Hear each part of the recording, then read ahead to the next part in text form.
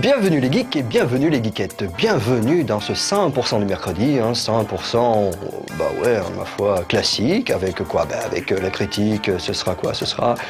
C'est écrit trop petit, la prochaine fois, il faudra écrire plus gros. Avec Dawn of War 2, avec la Minute du Geek et avec le Tokyo Café. Et tout de suite, ça, j'ai pas besoin de le dire pour vous dire que tout de suite, c'est les news. Parce que c'est tout le temps pareil ici, il n'y a que comme ça que je retiens.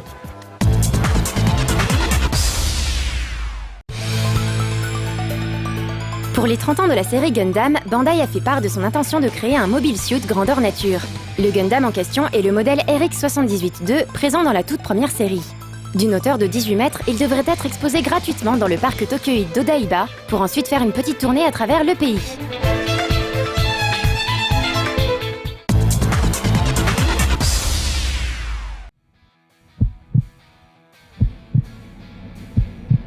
Développé en France dans la ville de Laval, Smashing Toys est un jeu de course cartoon façon Mario Kart. Le jeu bénéficie même d'un petit scénario marrant.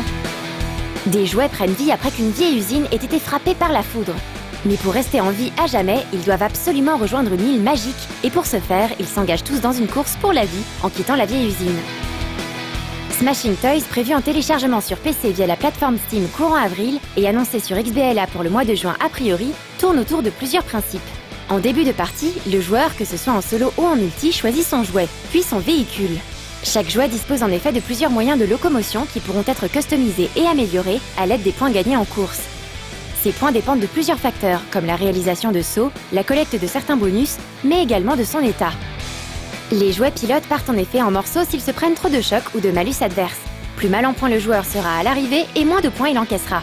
Et bien sûr, le fait d'éclater les jouets adverses sera très rémunérateur. Visiblement influencé par Toy Story, Mario Kart et Small Soldiers, Smashing Toys pourrait même être le premier jeu d'une série de 3 titres. Mais il n'est pas exclu qu'on aille faire un tour du côté de ce petit studio pour se faire une idée plus précise de ce jeu et de leurs projets futurs.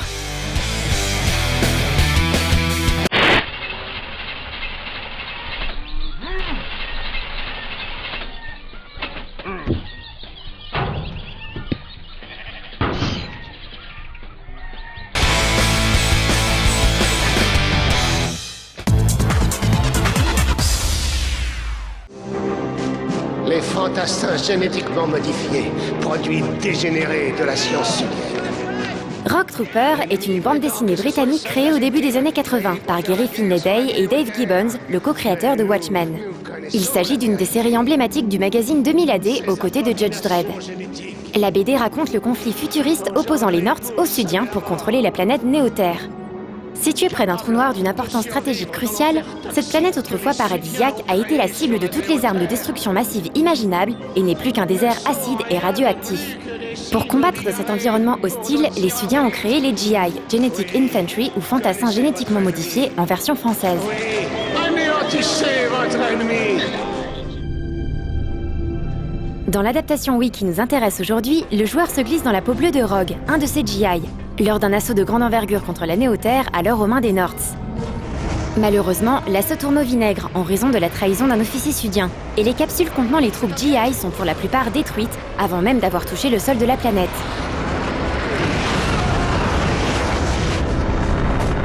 Rogue est l'un des rares survivants et il se lance dans une croisade vengeresse contre les Norths et le général Félon responsable de ce massacre. Rock Trooper est un jeu d'action à la 3e personne au gameplay classique.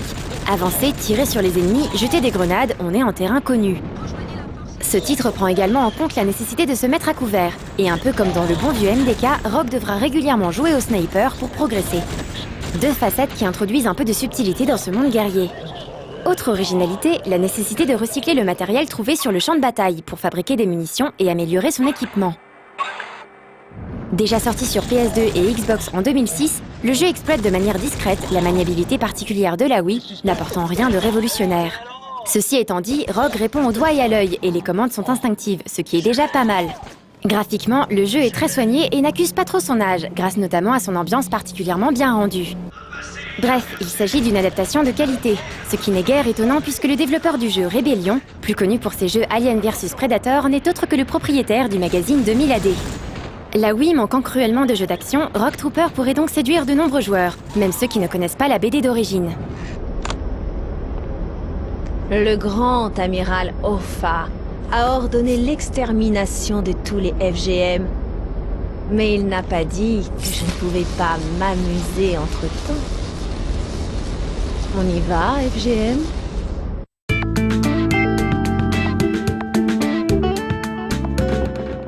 Ben oui, je sais, encore une fois, de très bonnes news, puisque en même temps, avec les équipes superbes qu'on a, avec les informations terribles qu'on a aussi, ben, on peut faire que de la qualité. Hein. Comme d'ailleurs les petits gars qui ont fait Dawn of War 2. Oui, d'accord, elle était pourrie ma transition, c'est pas grave. Mais bon, Dawn of War 2, quand même, c'est le nouveau volet de la saga Warhammer 40 000. Tu connais pas Warhammer 40 000? Enfin, vous connaissez, vous, Warhammer 40 000? Il y en a qui connaissent pas Warhammer 40 000? Ok, bon, ben, je vais résumer alors. Warhammer 40 000. Alors, pendant des années, en fait, il y a des gens, ils ont disparu. Et puis un jour, pof, à notre époque, ils réapparaissent dans une grande lumière blanche. Ils sont 40 000. Et en fait, on s'aperçoit qu'ils ont des super pouvoirs. On les garde au début un petit peu en quarantaine. Hein. L'armée, tout ça, c'est aux États-Unis. Alors, ils les gardent un petit peu au début. Et puis après, bon, bah, ils s'aperçoivent qu'ils vont bien, ils comprennent pas trop. Et puis hop, ils les laissent partir dans la nature. Et donc, les 40 000, en fait, on s'aperçoit qu'ils ont des pouvoirs. Alors il y a un gars, il crée une espèce de groupe, un centre pour regrouper toutes ces 40 000. Forcément, il les a pas tous parce qu'il y en a, on ne sait pas où ils sont. Et donc après, c'est un gars, il est tout barbu comme ça. Et puis après, il y a le fils de l'enquêteur qui enquête sur leur pouvoir, qui lui aussi avait disparu. Et donc il fait des cauchemars bizarres. À un moment, il se réveille et puis en fait, il s'aperçoit qu'il a tué le gars barbu qui avait le centre. C'est hyper complexe, hein. Moi j'ai lâché au bout de la deuxième, troisième saison, et j'espère que dans la critique ce sera quand même un petit peu plus clair. Et tout de suite, les 44 000.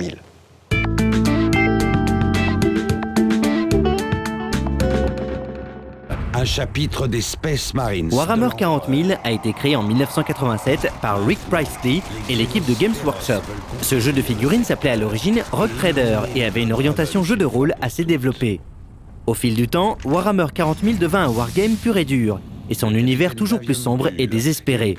Malgré le succès de son jeu de figurines de science-fiction, Games Workshop resta globalement absent du marché alors bourgeonnant du jeu vidéo, se contentant de quelques adaptations plus ou moins réussies comme Space Hulk, Chaos Gate ou Final Liberation, qui ne firent globalement pas grand bruit.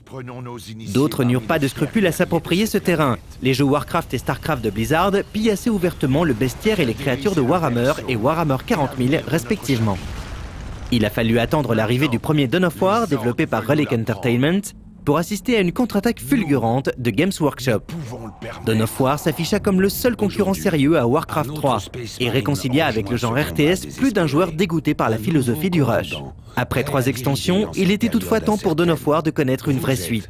C'est désormais le cas avec le bien nommé Dawn of War 2. Vous mènerez vos troupes à la victoire.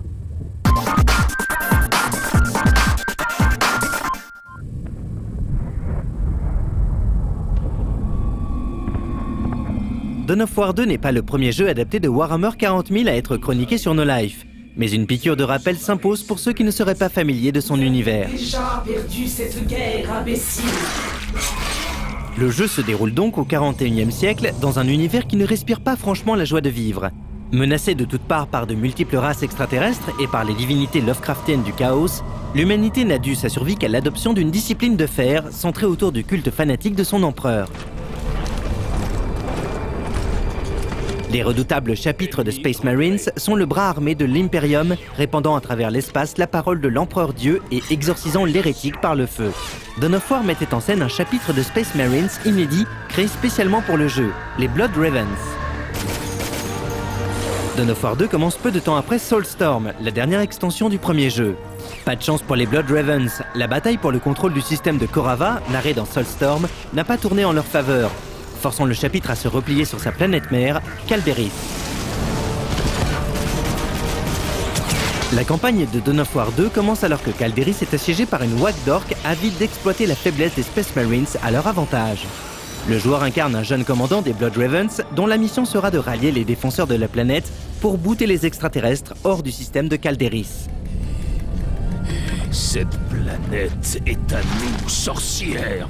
Non, cette planète est à eux.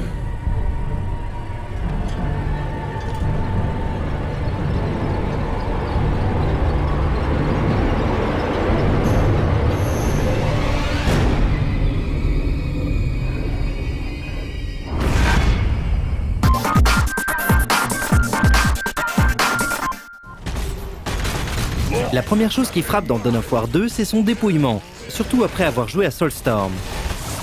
Là où Soulstorm proposait 9 races jouables, Dawn of War 2 n'en propose plus que 4. Outre les Space Marines, le joueur pourra donc prendre les armes du côté des sauvages orques, des mystérieux Eldars ou des monstrueux Tyrannides. Grand absent du premier épisode, peut-être pour éviter les comparaisons avec StarCraft et ses ergs, les Tyrannides sont des aliens xénomorphes rappelant évidemment la créature de Giger. Seconde différence, et de taille, le gameplay a changé du tout au tout. Là où Dawn of War restait un RTS assez classique, sa suite se rapproche plus d'un jeu tactique basé sur le contrôle des squads, évoquant d'ailleurs un autre titre de Relic, Company of Heroes. Dans Dawn of War 2, il n'y a aucune phase de construction de base. Tout se fait à l'aide d'un seul et même bâtiment. Du coup, même si on retrouve les points stratégiques à contrôler pour gagner la partie, il n'est plus possible de les renforcer en construisant des tourelles. Sécurisation du point de réquisition. La manière de jouer est ainsi profondément modifiée et le joueur doit donc du coup désapprendre tout ce qu'il a appris. Mais ce dépouillement n'est pas synonyme d'appauvrissement, Relic exploitant enfin, diront certains, la notion de couverture. Mettre ces unités à couvert est d'une importance capitale dans Dawn of War 2, puisque le bonus de défense accordé par une bonne planque peut tout simplement changer l'issue d'un combat statistiquement perdu d'avance. Du coup, tout aussi importantes sont les grenades, capables de détruire les éléments de décor, ou les armes spéciales comme les lance-flammes qui permettent d'ignorer totalement les couvertures. Mais ce genre de joujou coûte cher, et seul le contrôle des points stratégiques permet d'obtenir les crédits pour acheter les unités dotées de telles armes. On retrouve donc tout le sel de Dawn of War, cet équilibre quasi parfait entre la nécessité d'attaquer rapidement et celle de renforcer ses positions. À la différence que désormais, tout va se jouer au travers de la gestion des unités, ce qui dote le jeu d'une dimension tactique plus importante que jamais. Un commando allié a été mis hors de combat. Au final, l'expérience Dawn of War 2 est étonnamment fidèle à celle du jeu de plateau dont il est tiré, ce qui démontre que les développeurs de Relic maîtrisent bien leur sujet. Si le jeu brille évidemment en multijoueur, la campagne solo propose là encore une expérience unique, puisqu'elle se passe de toute phase de recrutement. Le joueur va devoir accomplir ses missions avec les troupes qui lui sont confiées. En contrepartie, il devra gérer des officiers, des héros qui gagneront de l'expérience au fur et à mesure de la campagne. Entre deux missions, il est ainsi possible de leur attribuer armes et armures trouvées sur le champ de bataille et de dépenser des points dans différentes statistiques permettant de débloquer des pouvoirs spéciaux. La campagne solo tient donc plus du RPG tactique en temps réel que du RTS, ce qui renvoie directement au fameux Rogue Trader évoqué dans l'introduction. Infanterie alliée détruite.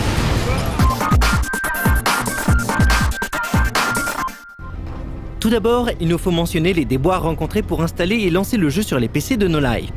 Il aura fallu réinstaller Steam, télécharger pendant une demi-heure une première mise à jour, installer un hotfix de Windows, puis télécharger pendant plus de 2 heures une deuxième mise à jour avant que le jeu daigne se lancer. Évidemment, nous avons peut-être souffert de malchance, mais un petit tour sur les forums du jeu confirme que de nombreux joueurs souffrent de ce manque d'optimisation de la part du développeur. Espérons donc que ces problèmes techniques ne pénaliseront pas trop Dawn of War 2, car il mérite vraiment tout l'intérêt des fans de stratégie temps réel. Relic aurait pu se contenter d'améliorer la recette du premier Dawn of War et faire un grand jeu. Au contraire, le studio créateur de Homeworld a fait table rase de ses acquis et propose une toute nouvelle expérience. Une prise de risque si rare aujourd'hui dans le jeu vidéo qu'elle mérite d'être applaudie. Maintenant, Dawn of War 2 est-il meilleur ou moins bon que son aïeul? Question difficile. À coup sûr, certains seront déçus par la nouvelle orientation de la série, tout comme on peut également reprocher le faible nombre de cartes multijoueurs disponibles. Mais Dawn of War 2 possède suffisamment de qualité propre pour être considéré comme un hit incontestable. Un RTS qui n'a pas peur de sortir des sentiers battus et installe des fondations extrêmement solides pour les inévitables add-ons qui viendront enrichir son bestiaire. En choisissant de ne pas concurrencer le futur StarCraft 2 sur son propre terrain, Relic a mis tous les atouts de son côté pour affirmer l'identité de son jeu face aux mastodontes à venir. Le duel qui s'annonce n'en sera à coup sûr que plus palpitant.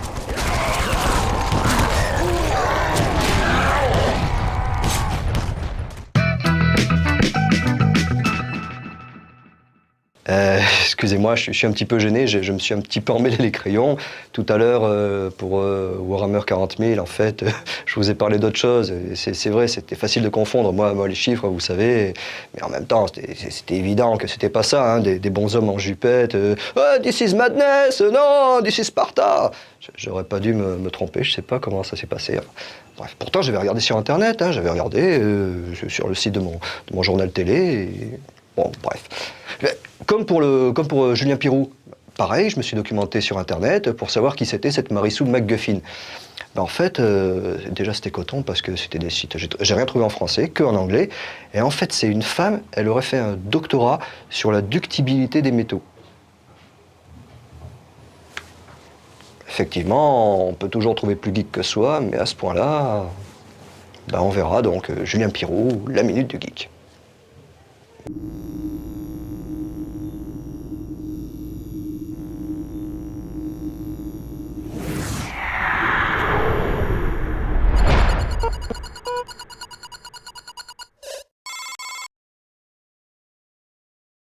Tu sais quoi? Quoi? Tu sais quoi? Quoi? J'ai vu un film. Ah ouais? Ah ouais, un film trop bien. Alors c'était Marissou qui allait au supermarché, elle achetait un MacGuffin, et après, BAM! Générique quoi, le film trop bien. C'est qui Marissou? Objection! Il y a des mécanismes scénaristiques qu'on retrouve fréquemment. Des clichés, de concepts, d'objets, de personnages tellement récurrents qu'on a fini par leur donner un petit nom affectueux. Aujourd'hui, nous allons parler de deux de ces concepts, le MacGuffin et la Mary Sue. Le MacGuffin désigne en fait un objet qui va servir à faire avancer le scénario, mais dont, au final, on ne saura pas grand-chose. Le tableau, dans le récent film Rock'n'Rolla de Guy Ritchie, est un véritable cas d'école du MacGuffin. Tout le monde cherche à le récupérer, mais le film ne montre jamais ce que représente le fameux tableau. D'autres exemples incluent le Faucon maltais, dans le film du même nom, ou même, dans une certaine mesure, l'anneau unique dans Le Seigneur des Anneaux. Le nom MacGuffin est en fait dû à Alfred Hitchcock, qui expliquait dans une interview qu'il avait en fait repris le terme d'une blague. Deux passagers sont dans un train avec une caisse mystérieuse posée dans le porte-bagages. L'un des deux finit par demander ce que c'est, et l'autre lui répond « Ben, c'est un MacGuffin !» Le premier demande donc « Mais c'est quoi un MacGuffin ?» Ce à quoi l'autre répond « Ben, c'est un appareil pour capturer les lions dans les Highlands en Écosse. » Évidemment, le premier réplique « Mais il n'y a pas de lions en Écosse !» Et l'autre fait « Ah bah, c'était pas un MacGuffin alors !» Donc vous remarquez que là, on a raconté une histoire et qu'on ne sait toujours pas ce qu'était la fameuse caisse. Hop, d'où le MacGuffin. La Mary Sue, quant à elle, désigne ce genre de personnage assez insupportable, le plus souvent une jeune fille, adolescente, mignonne, qui va toujours se trouver en possession de pouvoirs super puissants et autres capacités hautement improbables. Ce genre de personnage relève en fait du fantasme de l'auteur, qui cherche à créer un personnage totalement parfait. Quelques signes ne trompent pas, des noms exotiques, notamment consonances japonaises, cheveux et yeux de couleur inhabituelle, passé mystérieux et chance de pendu. Un exemple récent, qui là encore est le cas typique de la Mary Sue, est Ahsoka dans Star Wars The Clone Wars, dont on ne parvient pas à comprendre comment une peste pareille a pu simplement devenir Padawan.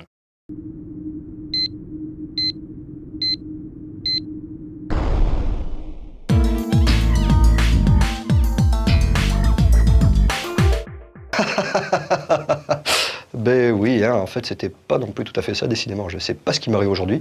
Je suis peut-être un petit peu troublé. Troublé pourquoi? Troublé car nous sommes mercredi, et que le mercredi, c'est le jour de Suzuka et de son Tokyo Café.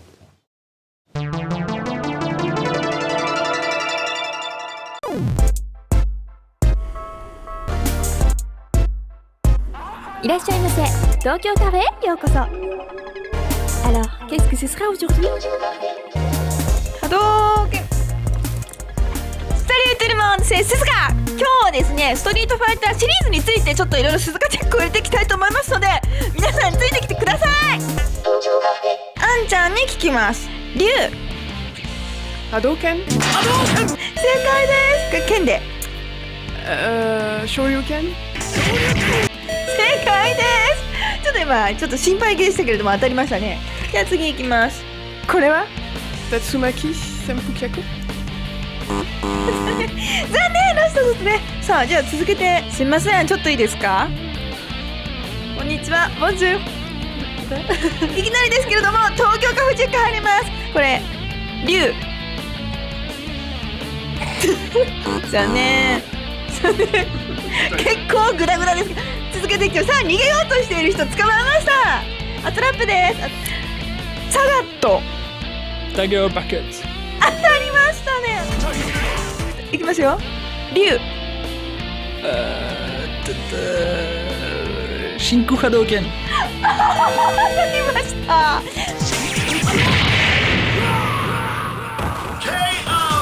え、剣。惜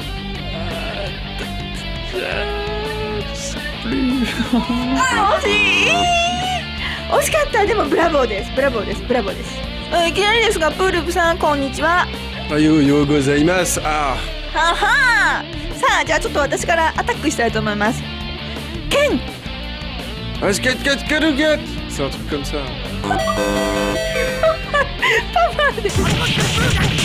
Encore. C'est le coup de pied arrière, mais je sais pas comment on dit. Dalshin. Dalchim. C'est machin Fire, mais j'ai oublié. Fire. ヨガファイヤー乗った。惜しかったですね。惜しかったですね。スネークセスからいきます。はい、皆さんこんにちは。ここ暑いね。これ竜。ドラゴンパンチ。当たりました。セリフはね、英語と日本語のバージョンありますから、日本語でも OK、英語でももちろん OK です。じゃあこれサガットさんでいきましょう。サガット。タイガーホップホップ。惜しい。Presque. C'est les boules de feu, mais c'est les boules de feu, mais je sais pas le nom. Tiger. Tiger Fire. 残念です。こんにちは。さあ、じゃあこれをね、ちょっと聞きましょうかね。ケン。ドラゴンパンチ。ドラゴンパンチ当たりです。素晴らしいです。じゃあ、これもケンで。ケン。C'est pas. 残念でした。ありがとうございました。ロングコンティニューション。ここ誰かちょっと多分ね、私すごい超邪魔だと思うの。ちょっとこんにちは。これをちょっと竜で聞いてみたい。竜。昇竜拳？昇竜拳ではなく。波動拳？波動拳で正解です。じゃあ行きます。これ剣でいきます。剣。残念でした。ちょっと結構ね、いい線いくんじゃないですかね。ドクターカブこんにちは。Konnichiwa. 剣。Le coup de Ken, c'est ça? Oui. Ça, c'est un Shoryuken? Oui, bien sûr, c'était facile pour lui. Liu. Alors ça, c'est le Tatsumaki Senpokyaku. Prononciationもバッチリです。incroyableです。サガット。Alors Sagat, ça c'est le Tiger, mais 見たことタイガーまでわかるんですよね。10ビデオのフェダックシェフのジェリーさんに質問したいと思います。リュウ。Ryu, ah ça c'est une boule de feu.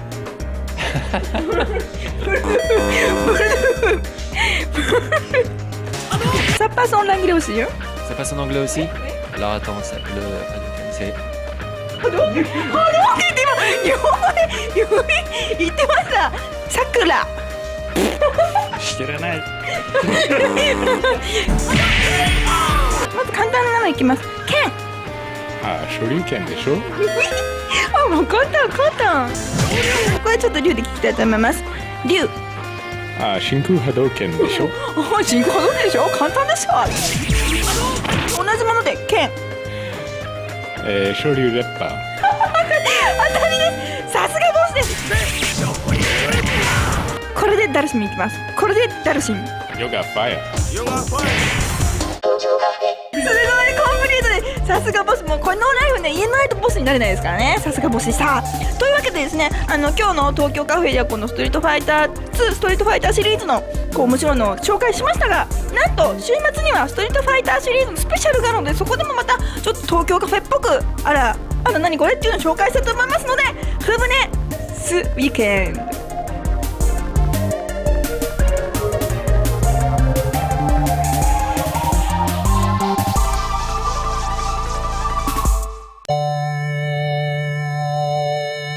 Et c'est déjà la fin de ce 100% du mercredi, alors je serai bref car à cause de Clément et à cause de Cyril, on est obligé de faire très vite. Alors je vais me contenter de vous faire plein de bisous et de vous dire à très bientôt. Et peut-être qu'un jour je vous dirai pourquoi est-ce qu'à cause de Clément et à cause de Cyril, on était obligé de faire très vite. Des